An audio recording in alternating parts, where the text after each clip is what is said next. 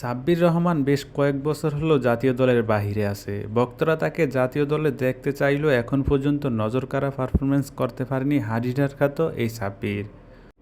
গত দুই বিপিএলে ঢাকা ক্যাপিটালসের হয়ে খেললেও নিজেকে সেভাবে মেলে ধরতে পারেনি তিনি। তবে সাব্বির অভিযোগ করেছেন, তিনি যে পজিশনে ব্যাটিং করেন সেখানে বড় ইনিংস খেলার সুযোগ থাকে না এবং কোনো ম্যাচ ধরে খেলারও সময় থাকে না। সর্বশেষ অদম্য টি-20 কাপের 3 দলের শুরুতেই স্কোয়াডে ছিলেন না সাব্বির রহমান।